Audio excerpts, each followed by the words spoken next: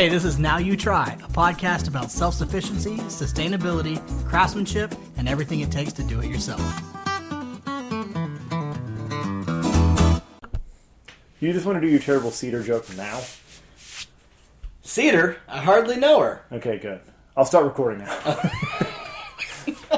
Just needed that worked out. Mm-hmm. Get that massaged out of you quickly. Yeah. Speaking of cedar, my daily allergy is worn off. At this point. Yeah, you used it all up in the first hour of daylight. Yeah. Thanks, Texas. So how'd it go this morning?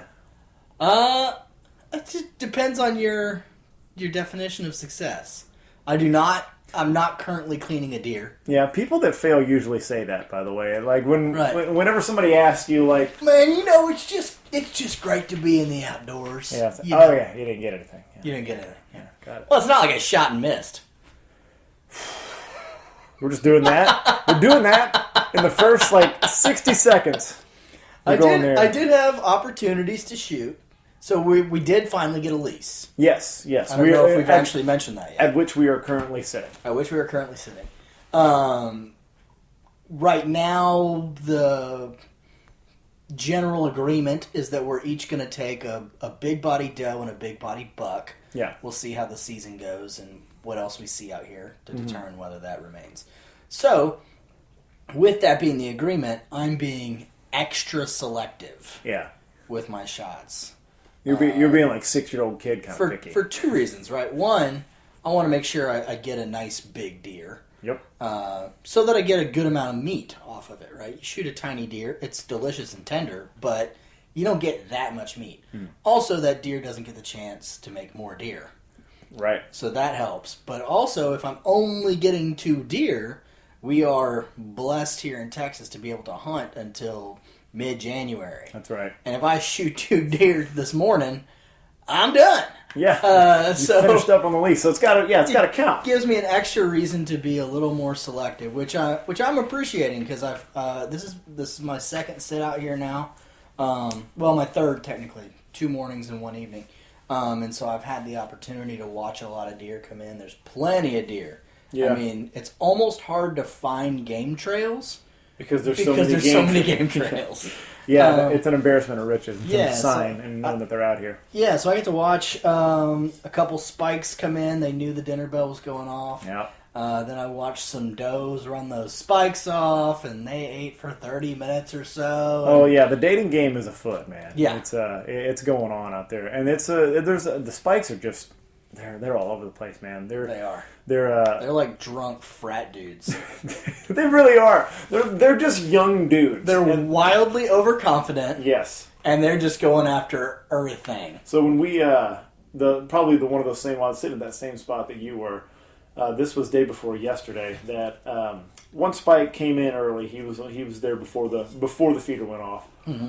And I watched him for a little while, and I had my splendor of nature moment. And then I was like, "Wait, you're eating all the corn, dude." Yeah. So I just barked. I barked like a dog just to freak him out.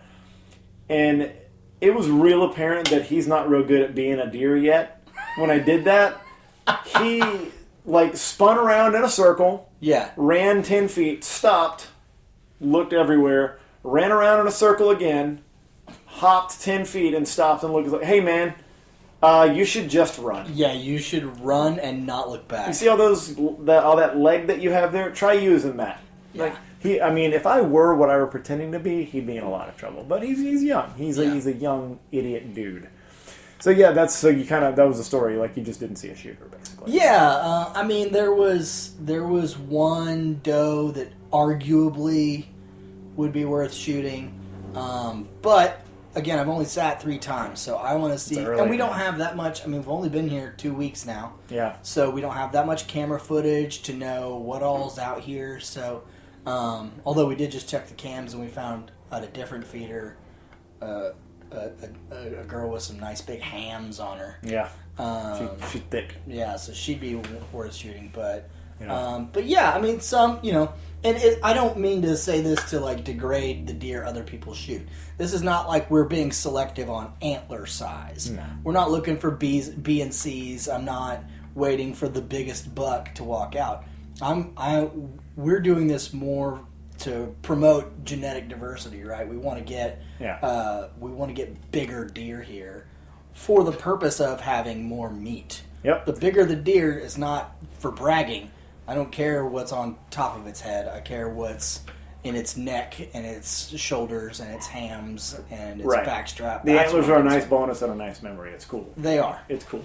And like we talked about with Jesse Griffiths the other week was, when we were kind of touring the place and talking casually, was really thinking more in terms of, and this is something that we've been pushing a lot with the other guys that we're in this with, is push for mature animals, older animals. Yeah. Because they've had their chance, they've got their genes out there, they've reproduced, they've matured, and they're usually bigger if they've made it this far. Yeah. Think about older animals, like 3.5 years and up is really kind of what we're looking at, and I think that's it's a little harder to age a doe on the hoof, but not that hard. It's not that big of a deal. So I think that's where your morning led you, and I think, like you said, it's early.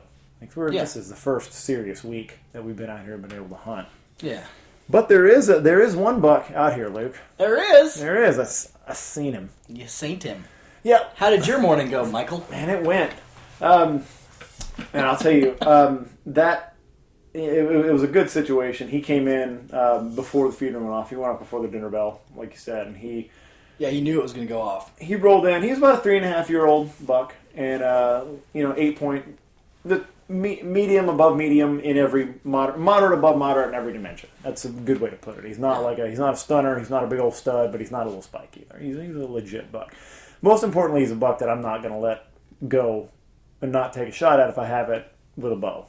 Yeah. To be perfectly honest, like for me that's a trophy, with a bow is to get that. So he strolled in. He gave me a great shot at what I thought was I gauged about 25 yards. Mm-hmm. And I pulled back. Everything went smooth. You know how when you whenever you pull back on anything, a lot of the time you get like the heartbeat in your ears and you get the adrenaline rush you got to suppress. Yeah. Man, not this time. It felt. I joked, everything just felt good. Cool as a cucumber. Like I felt so at ease and everything was just fine. I didn't have any tension, everything went smooth with the shot and everything. So it went, flip, and then thwack. I was sure. Yeah. I was dead sure. If somebody had asked me, if they bet me in that moment, if they had popped into the blind and said, hey, I bet you $1,000 you didn't hit that buck, I would have taken the bet. Yeah. I would have taken. You texted me. Oh, yeah. All caps. Yep. I just thwacked a buck at 25 yards. Yep, I was dead certain. And I was kind of happy for you. I appreciate that. I mean, and as these things go, obviously the reason we're telling the story the way we are is that it didn't turn out that way. I went to, waited about an hour, watched a couple other deer come in, a doe and a spike I just didn't want to shoot. Yeah. And it would be nice to double up or whatever, but I'm thinking, I've got my buck, I'm good. Went out and started looking for a blood trail. Not a drop. And we circled and circled. So you said, you have a lighted knock on the arrow. Yeah. And so you shot and you saw it move. Yeah. So you thought he ran off with it in I thought he had it in him. Yeah. I thought it hit him and went into him. So it turns out you found that arrow. I did. You found it about 10 yards behind, and it was embedded in some brush or whatever. So what you probably saw in him moving was that arrow just moving through that. Because it went through some brush into a pile of wood. And I'm convinced, and you always like to think of the magical, here's what had to have happened kind of thing when something goes wrong. I mean, plain out, I just miffed. But the timing of that thwack was... it's hard to have obviously a clear moment in the moment where you're pulling the trigger and anything like that, but the moment of that thwack sound was the arrow reaching him. I don't know. My best guess is when we looked at that arrow, I posted this on my Instagram, and that there's a little bit of back fur in there. Mm-hmm. Like it's not the white underbelly, it's the back fur. Yeah. I missed him high, and I think that arrow slapped him. I really do think there was, because that movement of the knock that I saw and the thwack sound, I think that arrow slapped him. I think it grazed his back, and I think it slapped him. Because if you watch him come out, I mean, those arrows are wobbling. Yeah, they don't they're, fly. No, they're not flying like a Perfectly broomstick. straight. They're Right. wobbling like when they're coming in. They look rubbery when they're in slow motion. So Yeah. I think he got slapped with it, and it bounced into the brush behind him. But man, it was one of those, like I said, if you'd asked me, like, hey, you sure? Yeah, 100% did it. So figured out, I think, that I just gauged his distance wrong. That's the most likely thing. Yeah. Most likely thing is that I thought he was at 25 and he's at 20. Because you didn't actually range him. No. You had ranged the surroundings. Yeah. I knew what And you I knew made my a distance. ballpark based on the surroundings. Yeah, and I guessed that he's about 25. So I used 25 pin. I've been worried because my bow was shooting a little low. So but everything shot how it should have though. Like if he was sitting at 25, I think that would have been a great shot. Well, because we came back to camp and we pulled out the target. Yeah. And you replicated the scenario. Yeah, and I couldn't miss. It should have been good. So the only variable there is that you misgauged. And which is the most likely. Yeah. Because something in those moments when you see an animal walk out that you really want to take, you're gonna overlook something. You put him at 25 and he was at 21. Right. Or something. Which like was that. enough to keep him alive. Enough because they're all gonna drop a little bit. I've never seen one that doesn't drop when that shot's coming. So even that 4-yard difference doesn't seem like a lot in the grand scheme, but if he's also dropping, then that could put you high. Yeah. What a fun hobby. Yeah. What a fun hobby. With just a rewarding, all the way through. Sure. Yeah. It's lots of work. In the front end. Well, that's all. And the back end. Well, that's all we did after we were done, knowing that we had nothing to shoot, we just went to work. Mm-hmm. Checking cameras, filming feeders. And even if you had been successful in that shot, there would have been a lot of work to do. Now we got to butcher a deer. Yeah. No, that's cool. But probably drag him out of a mesquite or cedar bush. Yeah. So this idea though, this leads me to something I actually wrote about on NowYouTry.com. That's up is this idea of hobbies. Is that this is, I think a lot of people think about hobbies and they still think about, things that are, I guess, low impact, low labor, like, the classic joke, like stamp collecting or, sure. Building models and things like that. Like hobbies, legitimately things like that. Yeah. Like I'm really into football or something. Like things you can get into at Hobby Lobby. Right, yeah, it's right there in the name, right? Yeah, why not?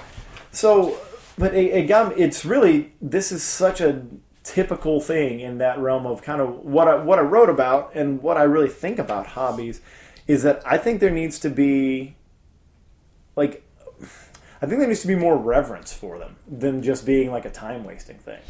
I think the title of the article is like a new reverence for hobbies, and that's what kind of the idea is. And I think the stuff that I'm into, the stuff that we're into, is really informing that idea that we chose this as a hobby. We're doing what we're doing here by choice. We have ethical reasons. We have all these, sort of like philosophical reasons we want to do it, and these practical reasons we want to do it. But this is a hobby. This is a choice that we get to do. Yeah. And so far today, I've experienced extreme cold, boredom, disappointment, elation, then more disappointment. Yeah. And then I got to we got to lift 40-pound bags of corn, and we got to trudge through brush, and we got to reattach cameras. Like I'm doing work. Yeah. I'm out here doing work. Why? But why? Like it's fascinating. I like getting out here and doing that kind of stuff. I like, we came out here a couple weeks ago when we found out we got the place, and we ran some weed eaters and cut back some brush. And I'm going to be back out here tomorrow. I'm going to be cutting down a couple of little mesquite trees and a little cedar tree so I can have some clear shooting lands. Yeah. That's work. That's legit work. I'm going to be running the saw and all kinds of stuff. But it's fun because it's my choice. Right. That's all. That's what actually matters, isn't it? Yeah. You chose. If my job was to cut down mesquites and cedars, it'd be miserable. Yeah, it'd be a lot if my job was to run fence and put up fence and drive T-posts, golly. There's going to be a lot more so much respect for those guys, right? Yeah. But when it's for a deer feeder, I'll run T-posts all day. Yeah, let's go. Yeah, it takes on this dimension of fun for some reason.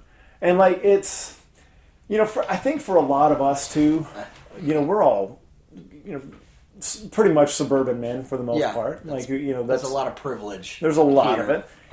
And, I think there's some of, like, we're finding, like, new problems to solve out here that we don't normally have to solve. None of us are long-term ranch owners. None of us are people that have managed land for a long time, or we're not working in quality deer management or anything like that. We're not doing this stuff. And I think some of it is that like when you've been a chef and teaching cooking for a really long time now, a pretty long time, years. Yeah. And some of that stuff, I think you would be the first to say, is you've just automated in your mind. Like you can do that without having to solve new problems or get flummoxed or get frustrated. How do I figure out my way around this? I'm sure it happens in work. Oh yeah. But most of the stuff, your brain has kind of organized you to where, like, I can do this.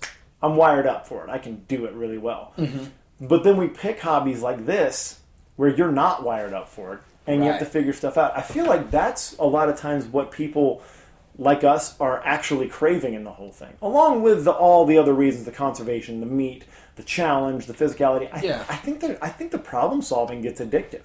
I think we get bored with professions, jobs, the roles that we have. You get complacent. You figure out how to do your job as efficiently as possible. Absolutely. So you can put it in cruise control. And it's interesting because that's like a goal, right? How do I make this? I still want to do it well. I want to do a good job. I don't want to cut corners. Right. I want to do a good job, but I want to make this as easy on myself as possible. Sure. And you do that, and you're successful in that, and then you get bored. That's exactly it. Because you're not being challenged. I think we need to be challenged. Yeah. You need something that makes you problem solve, makes you think, makes you work.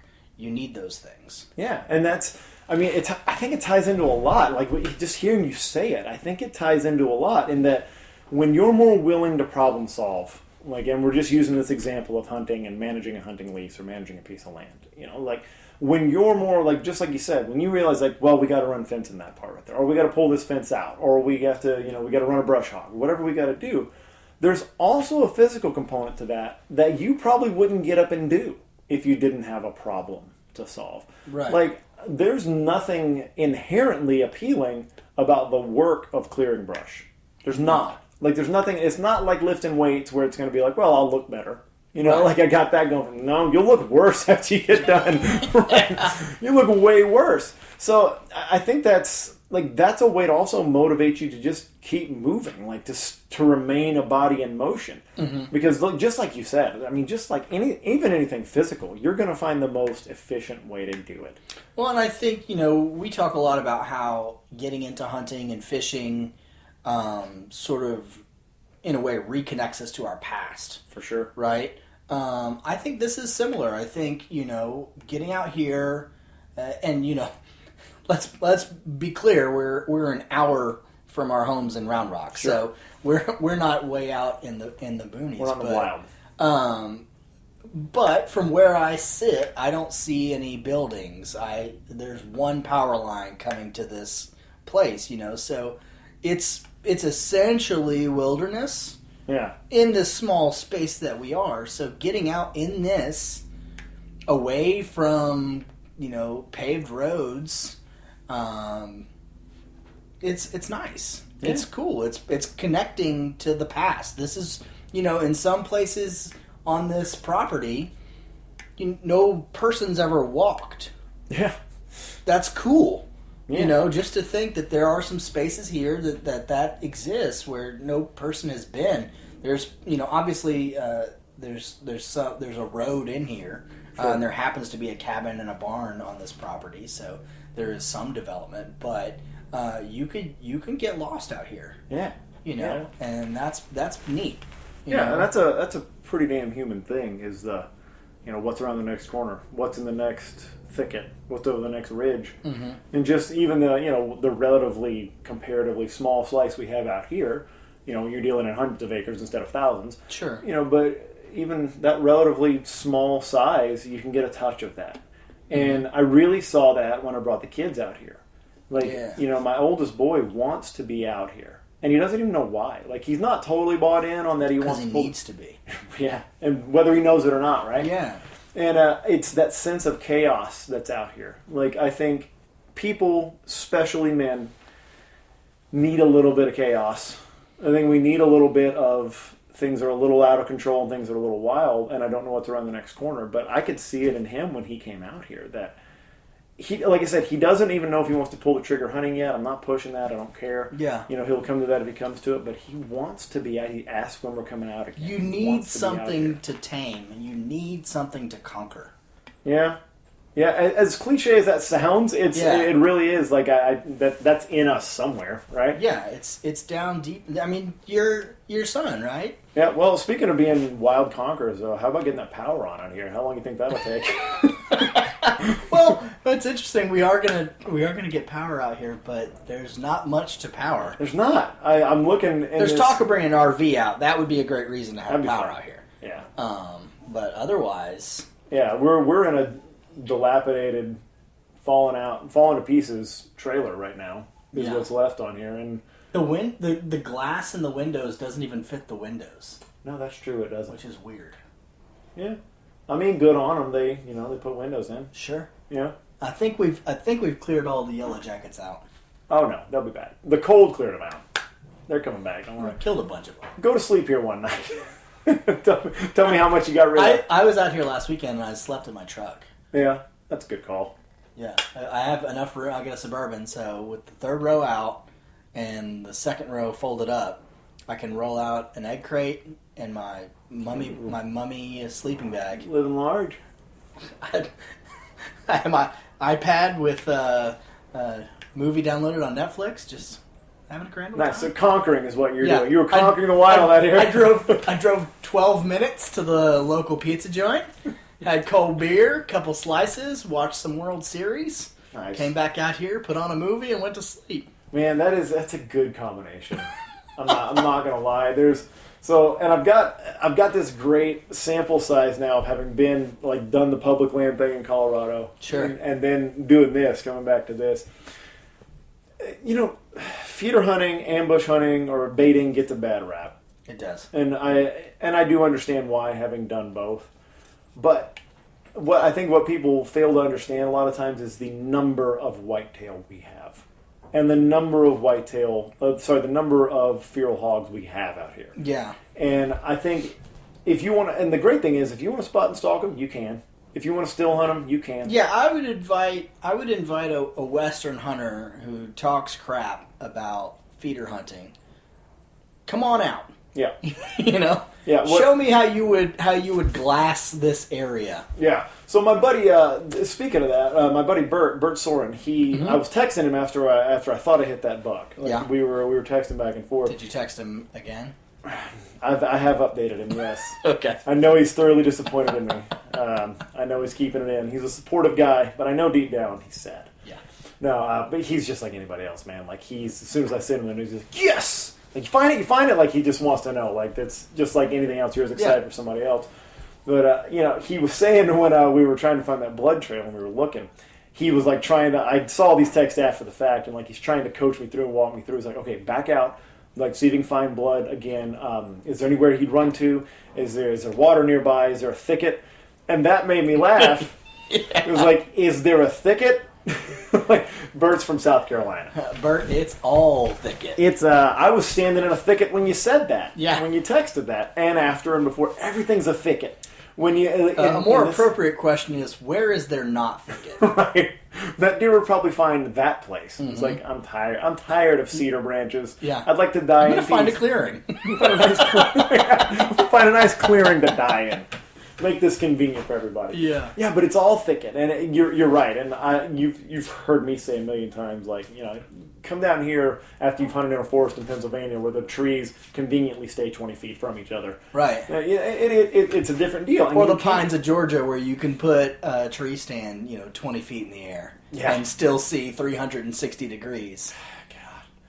I got Carolina buddies that are like, they show off their tree stands. That's like a thing. You set up. It's like what's your setup? How you doing it? And some people like, they have them run between trees. They have like Ewok villages and stuff. Oh, that's going cool. and stuff. Yeah, I'm very jealous of that. My buddy Trevor had, I think, like a dual tree stand that he was showing off. Trevor McMurray was showing that off, and he's a Highland Games guy too. And that was like, well, I can't train this weekend, so this is what we're doing. But yeah, like that's we do gripe about that and talk about it. But the other part of the baiting that we have here, which is important, is, like I said, we have a very, very high population of both of the animals that we tend to bait at. Yes. Super high population. And at the same time, it does offer a good opportunity to get more people behind a bow and behind a gun. Sure. It offers a better chance for people to see wildlife. It's more approachable. It's more approachable. Because you could drive out here today, and the feeder's going off at 7:30, so you got to be in the stand by 6:30. Yeah. And you know that about 7:30, 7:35, there's going to be some deer there, and as long as they're legal and the size you're looking for, you can have deer for lunch. Yeah, and that's making a wild game resource very, very available. As opposed to, I got to go glass this mountainside for 2 days. Right. And pattern these animals. Right. Then I got to spend 3 days going after them. Like, that's a 5-day thing. You know what I mean? Yep. Which you experienced, right? Yeah, and it's a different deal. Like, I feel, and this is insane, I feel as rewarded by bumping that bull elk at 25 yards and not having a chance at him. I feel as rewarded by that as I do taking a buck from a stand in Texas. I feel as rewarded. Yeah. Because it's the amount of work that went in to me get within 25 yards of that elk definitely trumps what it took to get close to that, that 10 point or whatever. Like, it trumps that. It's a lot more of it. It's just different experiences. You cannot deny that the hunting hobby in Texas, for most people, is more akin to harvesting meat. It is. Let's be honest. It's more akin to harvesting it's not the same thing as, slaughtering livestock. Sure. But it's closer on the spectrum than like a Western hunter or somebody that's still hunting in the woods. It's closer on that spectrum. Yeah, it's a little more fish in a barrel. Right. But we're using a different means to get a wild resource, and a lot of people eat it around here. And that's a cool thing. And it seems like we're not really hurting the population that much. No, and in fact, there's, I've got a couple of buddies who've told me they have, management tags. They're like, we got to get 60 deer off here this year. Right. So, and, we always talk about and this. that's off their property. Just one, right. That's one property. There's, my stepdad knows a guy who guides a ranch, and they clear like 80 deer a year. Yeah. Cull deer. They're culling like 8 points off that property. Yeah. Because there's so many. It's like, well, I can't possibly. And they're donating the meat and all that kind of stuff. Which is the right thing. Fantastic. Yeah. So that opens a big conversation though, because we're talking about our hobby, right? We're talking about our thing that we love to do in our state of Texas, and I'm defending our method of doing it. But we also talk a lot about how sustainable things are. Sure. With us, and this is kind of this is our take, this is our perspective. So if we're being honest with ourselves, though, we're starting to see chronic wasting disease crop up in Texas because of high fence operations and because of the way we hunt. There's a lot of deer altogether, and in general, biologists are going to tell you if you get enough animals crowded together, disease starts to spread. Yeah, especially mammals. You get enough mammals together, disease starts to spread. We're seeing chronic wasting disease start to happen. Generally, the best way to get more of an animal is to start managing that animal and start allowing it to be hunted. That a lot of people don't get that. That's counterintuitive. But allowing an animal to be hunted is a good way to create more of them with people. More healthy. Yeah, and animals. Yeah, and just to in general, like there's more money going into the conservation of those animals than when they're hunted. So but that's a great way. And then you get motivated people that are like, hey, well, we can put up a high fence and have 1,000 of them. Like all of a sudden, you're going to make more. So, are we then feeding an unsustainable system in doing that? Is Texas creating its own end? Are we so successful? You mean by putting up more and more high fence? More high fence and more deer. There being so many deer. I mean, that's, it's that's a hard conversation to have. Yeah. Obviously, I think the TPWD does a pretty good job of helping you manage it. I mean, everybody who buys a hunting license in Texas can shoot 5 deer. Right? If you can find the places to hunt them, you can shoot up to 5 deer each. Yeah. And that's not counting any, management places, which those are all going to be high fence, so that's different. But that's huge here too, and that's where the CWD comes from. From the high fence. Is the high fence places. That's where it comes from. So that's the part that scares me. Like I'm not, I'm not setting a trap that I have the answer for. Sure. I it just occurred to me thinking about it because I was so up and high on the idea of how we hunt here, but also we're seeing more chronic wasting disease and it's pushing west to east. Are we, because is it because it's so much private land like we talked about on a previous episode? Is it, is it because we've allowed so many people to pin animals in and create these monsters? Yeah, probably. Yeah. Probably a combination of those things. I mean, it's hard, and that's one of those things where as, suburban dudes, just guys that are trying to hunt, it's like, I don't know what my end game is to help that problem. As a casual hunter I'm going to take 2 off my land this year. Mm-hmm. What is it I can do in terms of that kind of stuff? I mean, I agree with you. I think Texas Park and Wildlife does a pretty admirable job, and I'm all for and they manage. You have to check your county, because you get 5 tags on your license, right? You can shoot up to 5 does if you want. You only get 3 buck tags. But you've got to check your county because different counties and different parts of different counties have different restrictions as well. Yeah. So they're managing, like I used to hunt a place in Belton where east of 35 you could only shoot bucks. Yeah, except for Thanksgiving weekend and special late season, right? Got to get something on the table. Then you could get does. But west of 35, you didn't have as many restrictions, and so there's different places where antler restrictions vary, where your sex options vary. Tell me about it. So, so there's. So I think they do a pretty good job of doing what they can to manage that stuff. I mean, it's not that people who have high fence ranches get just total run and can do anything they want. No, they're managed. They're still if you get CWD in a herd, they have to destroy the herd. Yeah. Whole herd. I mean, that's aggressive. Devastating. It's aggressive, but I like it. Yeah. You know why I like it? Because I don't run a high fence operation. You don't run a high fence operation with that's why I like that. CWD, yeah. But and to your point, you're right. I mean, Texas Park and Wildlife does a lot to manage. They're really, really involved. They're really communicative with, especially the bigger operations. I know that from talking to a couple of people that have worked on them. They're involved. Mm-hmm. The wardens, TPWD, say that a lot of times fast. They're there. They're talking. They're having a dialogue and a conversation. But it's just, I just because they don't want to kill whole herds of deer. No, that's not the plan. That's not ideal. Yeah, it's just that you have to wonder at a certain point, like if CWD right now, it's not transmittable to people. It's not transmissible to human beings. Yeah, that's the plus side. But if it becomes that way, it might be it for deer hunting in Texas. Yeah, like we may see in our lifetime, if that or a similar disease causes an outbreak in humans, we may see that's the end of it. Yep. Because we brought this on ourselves, this culture of private land, this culture of baited hunting, this culture of it like I said, it's paradoxical. The more of something that we kill while managed by Parks and Wildlife, the more of it we make.